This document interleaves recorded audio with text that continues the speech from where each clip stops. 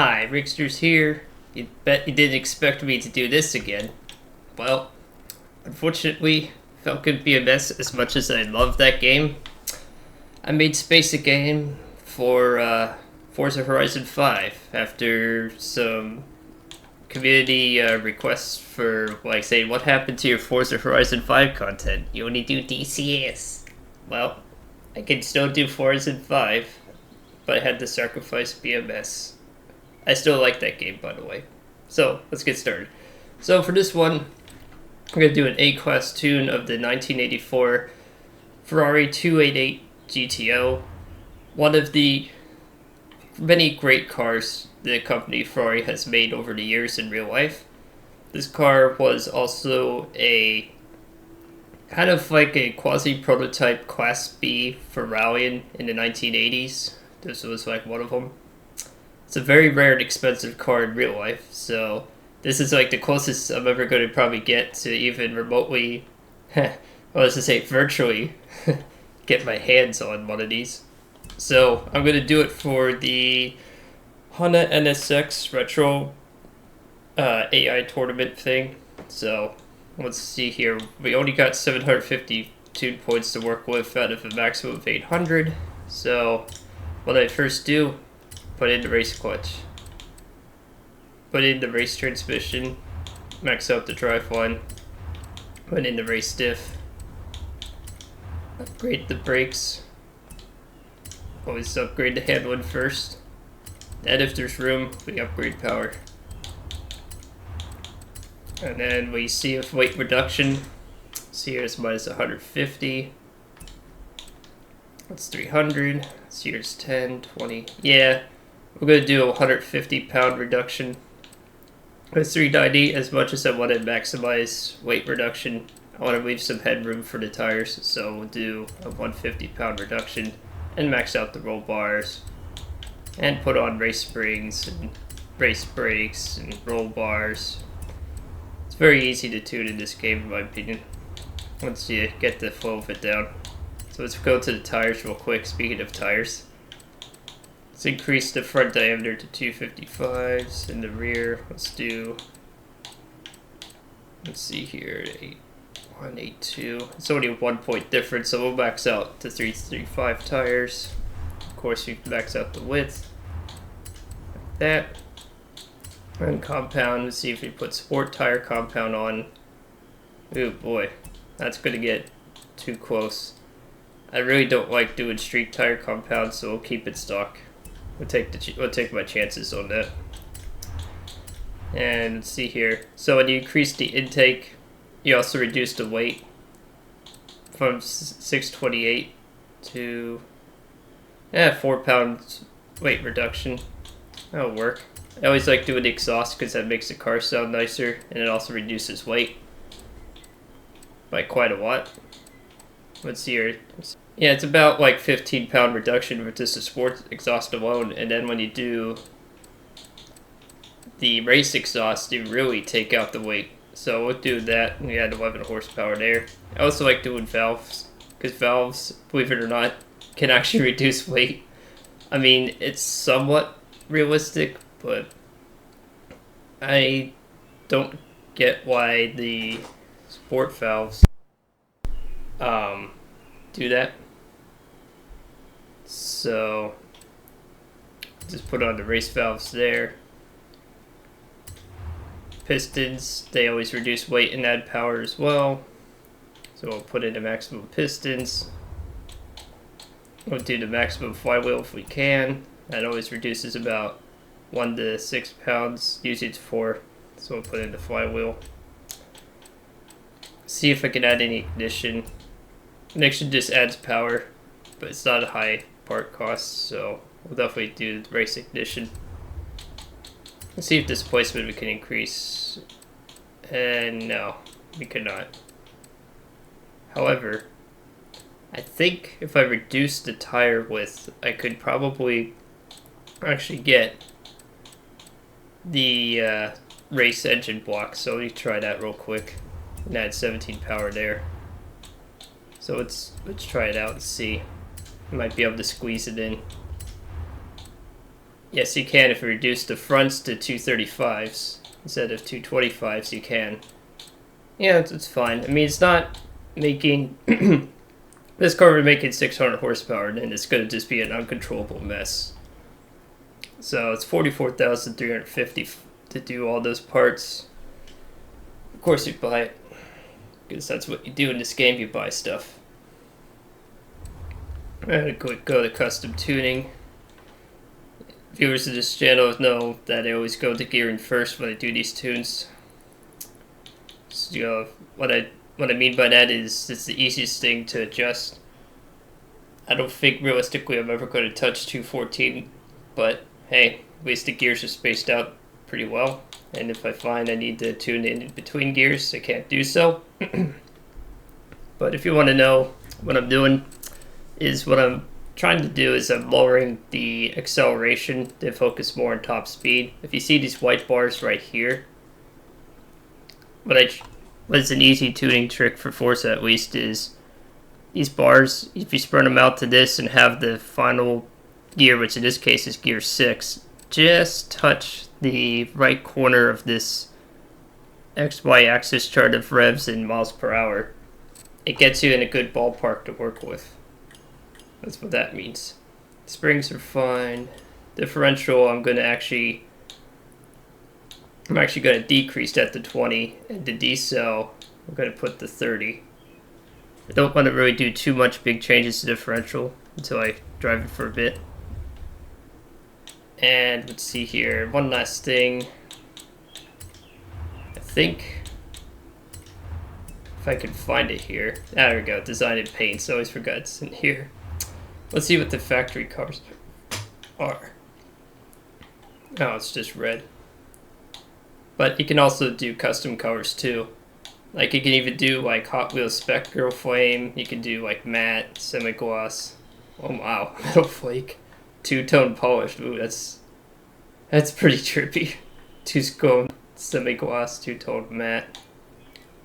Prisma color black.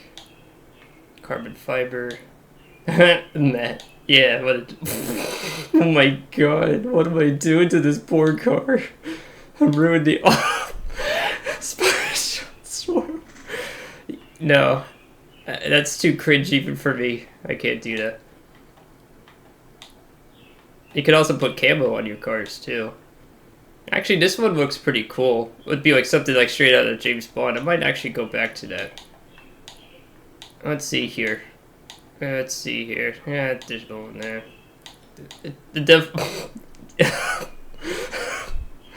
Oh my god. It'd be the ultimate redneck spy with $1 million car. Aluminum polished actually looks pretty cool. Aluminum semi-gloss. Actually, that looks pretty nice too. Steel polished, steel semi-gloss, brushed. Galvanized looks terrible. Steel Damascus. I'm not a geography expert, but that does not look like Damascus to me. And let's see here, bronze polished, bronze semi-gloss, copper. Oh my god, what are these cursed colors? It's now turned into, let's see what cursed color you can put on a Ferrari. Zinc. Oh man, zinc. Oh god. Diamond plate, wood. Wood medium. Yes. No, I'm just kidding. I'm not going to put wood on the Ferrari. That would not do it justice. But actually, I like the idea of doing like James Bond-esque like winter thing, like from like the old days of James Bond. So I think I'll put in, let's see, either polished or not polished. Let's see. I like polished. We'll do that. Yep. We'll try it out. I mean, you can paint the car whatever you want. It's Forza for crying out loud. But I will say this: if you paint your Ferraris wood outside of beaming, I think it's a bit excessive. But whatever. So let's get that tournament going. If I can actually navigate a menu. Oh, there we go. Seasonal events. And fast travel to there. Because I don't want to actually spoil the driving experience, so just go in here. Start it up. And just give it a shot and just drive it around for a bit. I will say I rarely have ever picked the camo paints on most cars in this game. I just think it actually looks pretty cool in the 288 GTO. Oh god. Why would you put a Forza wing on a Ferrari 550? Somebody help this random person on the internet. Why? And his virtual name is Farting Dan. And away we go at Monaco. No, just kidding, it's not Monaco. Oh, that engine sounds beautiful. Here's the interior. Let's just get some interior shots here. Even though it makes no practical sense doing it on a on a controller, because it can't say words while driving apparently.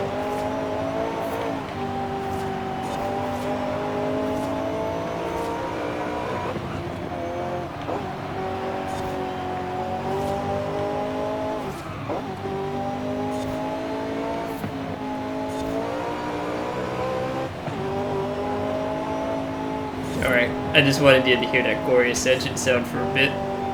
Let's hear it from the outside.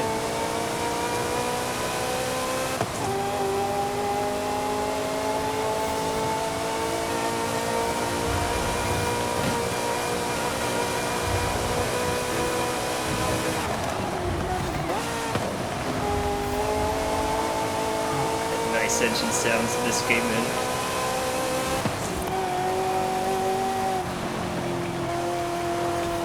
I will say, we've taken the risk of not having max more tire. Whoa, I spoke too soon. I was just gonna get done saying, like, the risk of not upgrading the tire compound and reducing the front tire diameter width does seem like it's still very controllable with this setup. We just have to tweak a little bit. I may have to actually reduce the brake pressure, because I think it's locking the tires too much. When you have a controller, you can easily lock the wheels in this game, even with ABS enabled. I also do note I'm not driving traction control either. Not that this car ever had one either, as far as I'm aware. It's a little unrealistic when you drive the modern cars, because they all have traction control of some capacity.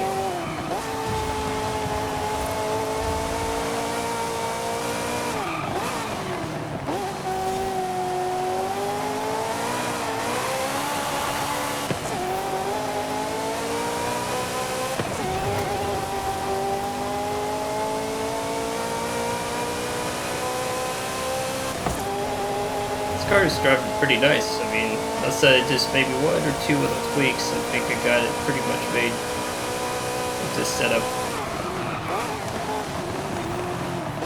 The gears might need to be adjusted a little bit, but outside of that, and the brake pressure thing, I'm just gonna keep most of it as is. All the Ferraris in this game, as long as you don't go too crazy, actually work pretty well out of the box. They're like one of the nicest driving cars in the game for that reason. Yeah, an easy win. Is there ever any doubt? I don't think there was. So let's go to the next race here. Okay, let's do a quick tune adjustment here. I think the gears are actually a little too tall, so shorten it by like the 335 instead.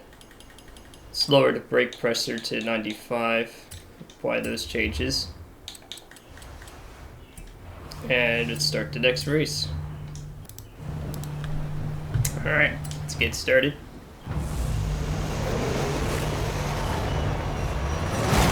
Oh, it's in the rain. Let's see here, so now with like 5% less brake pressure and a little bit shorter gearing, because let's just face it, Class A rarely exceeds 190. You might, if you have just enough one right, could reach 200, but it's going to take you a long time. S1 and S2 will reach that in a very reasonable time. Different opponents. More Forza Wing opponents. This is a 3-lapper. It's casually just hits the wall, you know. Hit your $1 million car in the wall at 80 miles an hour. It's much realism. Oh, I love that Tron effect there. I do like that. It's actually pretty cool that they added a little Tron effect to the borders. I think that is pretty cool. Always was a sucker for that 80s, 90s Tron stuff when it comes to aesthetics.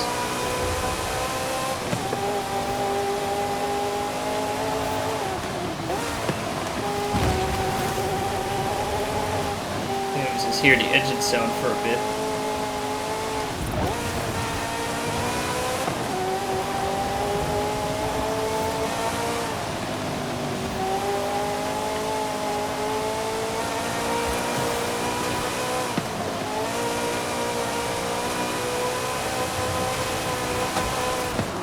Okay.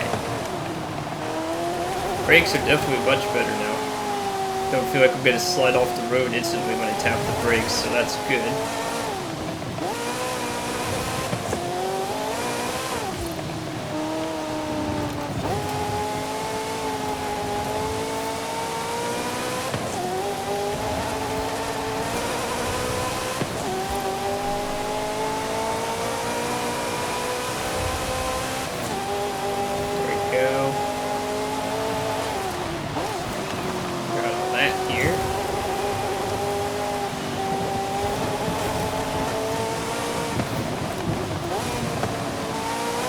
Seems like around 90 miles an hour seems to be its best peak quartered speed when you go around these kind of bends. So once you go around 120, it's when downforce actually would make a factor for some of these turns. But I will say, even in the rain, a little bit of tweaking there with the brake pressure allows me to kick it out a little bit without going out of control. Handling's really nice, even in the rain, so I can say now without intrepidation that this setup actually works pretty well. You have to be careful on the throttle. Outside of that, it's not totally nutcase like, oh my god, I'm gonna crash if I sneeze on the gas. And then it just goes flying around the turns and bounces off like a ping pong ball. Alright, on to the next one. Alright. Another event done. One more to go. Alright, so we're now at the final race here. I'm going to actually shorten the gears actually to 340. Let's see here. I lose only 0.1 miles an hour if I do that, so we'll do that. Do I really want to mess with anything else? No, I don't. I think it's fine as is. Outside of just suggesting that. Oh, another 3-lap race. Hopefully this is not the same one. It'd be kind of a bit embarrassing if I did the same exact one. No, this is definitely different.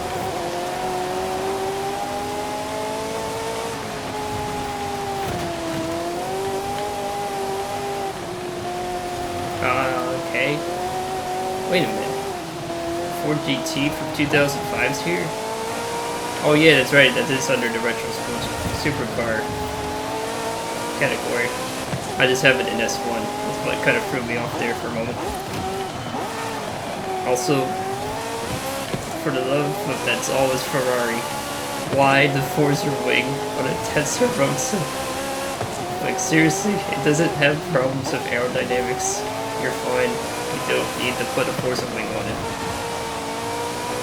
Wings can be cool, but unfortunately this game suffers from Forza wing syndrome.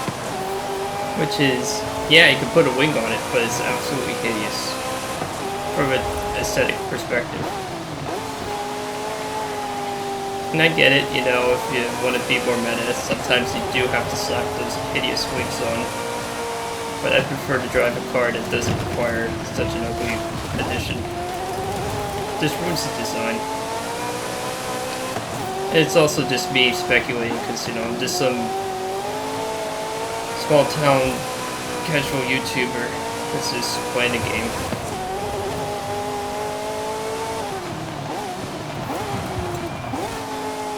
Oh, I love that downshift.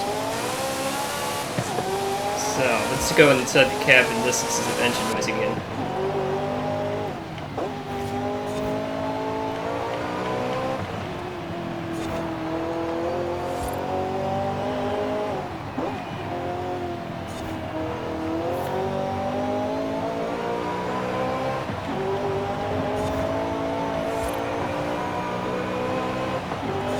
Yeah, it's just so nice. Also, for the American audience members, no, I'm not going 200 miles an hour, that's in kilometers, in the dashboard. To be honest, I don't know how well this shot's gonna look. Because it, you know, it kind of like has these weird shadow effects. And granted, playing on a game controller is really kind of hard to tell where the wheels are going. That's why I primarily do third person when I play these kind of games, for that reason.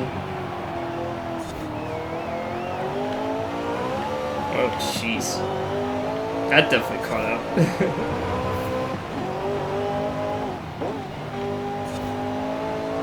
Also, one funny fact about this game is when you tune the engines to increase the rev range, in particular like the camshaft upgrades, the shift up lights in the interior don't get updated to reflect that, so it tells you to shift up well before your actual real new red light. It's a fun little quirk. Gosh, that was easy. Like, my goodness. Could they make these races any easier? I barely even had to think doing that. But that's what happens when you get a good car. NSXR is ours. It's actually a cool car. The Honda NSX has always been a cool car. Alright, and one last thing before wrapping this up here. On the next Forza Horizon 5 video, once I release this, is we're going to go even more retro. We're going to go to the B-Class racing. So, I think that would be a pretty cool thing. And also, the last thing too, before wrapping up, I'll just quickly show you my tune window real quick for this car, so that way you can either screenshot, write it down, if people even actually do that anymore, or just watch the video and look at it. So I'll just do that here. So here's for the tires. Here's the gear ratio I found that work better, 340. I might even do 345 to be honest, but 340 for now. It's working pretty good. No changes in alignment. Roll bars are standard. Same for the springs. Dampening. Aero doesn't matter. Brake pressure is a preference thing. I might actually even lower this to 90, but so far 95 seems to be just enough reduction without losing braking distance. So I think that's good. And the differential, very critical to get right. For my driving style, this is what I prefer. Believe it or not, as one last note for the differentials, is when you have a lower powered car, you don't need to crank it all the way to the right. Unless if you're doing some weird build or a drift car where you need it to lock really aggressively, because that actually will impact your headwind more than you think. Especially the decel. But for now, this is what I like.